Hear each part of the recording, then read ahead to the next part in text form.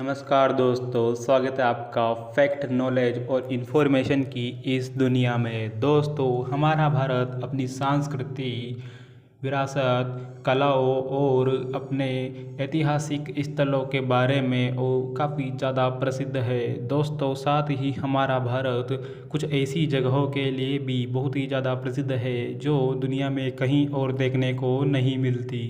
दोस्तों, आज ऐसी ही जगहों के बारे में हम आपको बताने जा रहे हैं।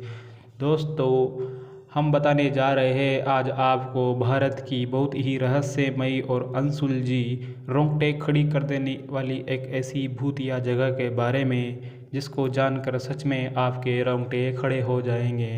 दोस्तों, भारत में पारंपरिक ज़मीन में कहीं ऐसे राज दफन है जो कई वर्षों या कई सदियों से आज भी उसी तरह तरोताज़ा और अनसुलझे हैं जितने पहले कभी हुआ करते थे। यह रहस्य कुछ ऐसे हैं जिन्हें जितना सुलझाने की कोशिश की गई, यह उतने ही उलझते गए। ऐसा ही एक राज राजस्थान के जैसलमेर ज़िले के कुलधरा गांव में भी दफन है। यह गांव पिछले 170 सालों से वीरान पड़ा है। यह ऐसा गांव है जो एक ही रात में पूरी तरह से वीरान हो गया और सदियों से लोग आज तक समझ नहीं पाए कि आखिर ऐसा क्यों हुआ और कैसे हुआ। कुलधरा गांव के वीरान होने को लेकर अजीबोगरीब रहस्य है। दरअसल कुलधरा की कहानी शुरू हुई थी आज से करीब 200 साल पहले, जब कुलधरा खंडर नहीं हुआ करता था। आसपास के 84 गांव पालीवाल ब्राह्मणों से आबाद हुआ करते थे, लेकिन फिर जैसे कुलधरा को किसी की बुरी नज़र लग गई हो। वो शख्स कोई और नहीं था बल्कि रियासत का दीवान सालम सिंह था। अय्याश दीवान सालम सिंह, जिसकी गंदी नज़र एक गांव की खूबसूरत लड़की पर पड़ी और दीवान उस लड़की के पीछे इस कदर पागल हो गया कि उसे पाने के लिए उसने गांव वालों को दबाव बनाया और उन्हें कहा कि मुझे यह लड़की चाहिए, और इस बात का संदेश गांव वालों को भिजवा दिया। गांव वालों ने लड़की की इज्जत और अपनी इज्जत को सम्मान और गांव वालों के आत्मसम्मान की बात को सामने रखते हुए एक चौपाल पर बैठक बुलाई और पालीवाल बैठक में 5000 से ज़्यादा परिवारों ने अपने सम्मान के लिए रियासत छोड़ने का फैसला ले लिया।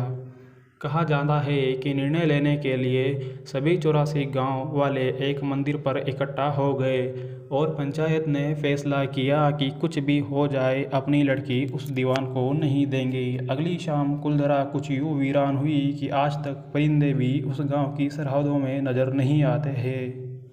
गांव छोड़ते वक्त उन ब्राह्मणों ने इस गांव को श्राप दे दिया था। आपको बता दें कि बदलते वक्त के साथ 82 गांव तो दोबारा वापस बस गए, लेकिन 2 गांव कुलधरा और खाबा तमाम कोशिशों के बाद भी आज तक आबाद नहीं हुए हैं।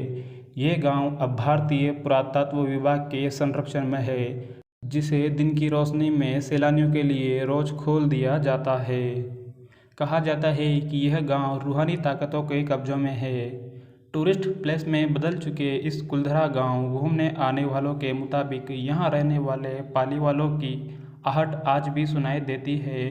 उन्हें वहाँ हर पल ऐसा अनुभव होता है कि कोई आसपास चल रहा है। बाजार में चहल पहल की आवाज़ें आती है। महिलाओं के बात करने और उनकी चूड़ियों और पायलों की आवाज़ हमेशा ही आती रहती है।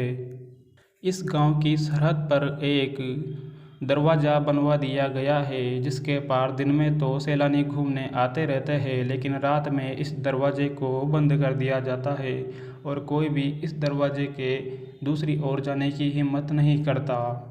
कुलधरा गांव में एक मंदिर है जो आज भी शराब से मुक्त है। एक बावड़ी भी है जो उस दौरान पीने के पानी के लिए जरिया था।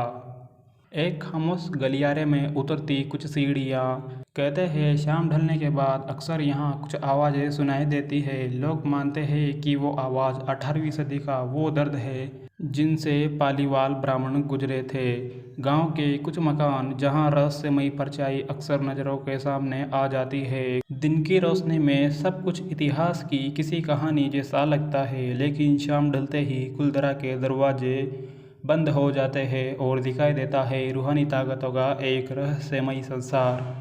लोग कहते हैं कि रात के वक्त यहाँ जो भी आया वो कभी भी लौटकर वापस नहीं गया है। वहीं 2013 में दिल्ली से भूत प्रेत व आत्माओं पर रिसर्च करने वाली पैरानॉर्मल सोसाइटी की टीम ने कुलधरा गांव में एक रात बिताई।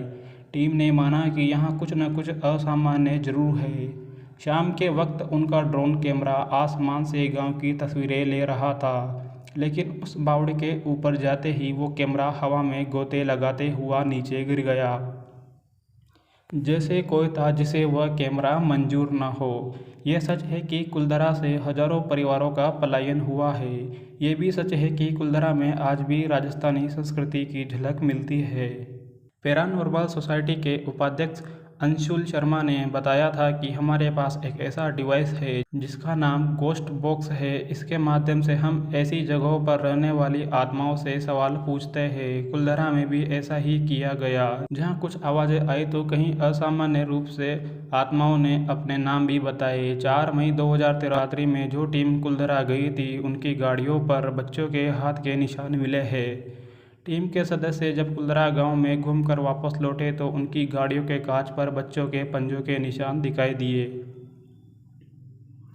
जैसा कि कुलधरा में रिसर्च के लिए गई टीम ने मीडिया को बताया, लेकिन यह भी सच है कि कुलधरा में भूत और आत्माओं की कहानियां सिर्फ एक वहम है।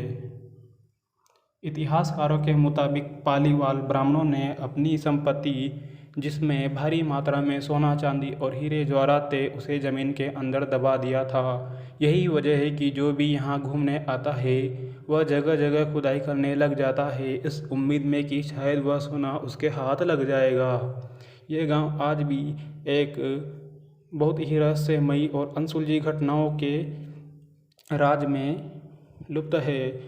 यहाँ पर जगह जगह पर खुदाई के निशान मिलते हैं। दोस्तों, यह जानकारी आपको कैसी लगी हमें नीचे कमेंट करके ज़रूर बताएं और आज ही सब्सक्राइब करें हमारे चैनल को। इसी तरह की और भी नॉलेजेबल वीडियोस देखने के लिए आपका धन्यवाद।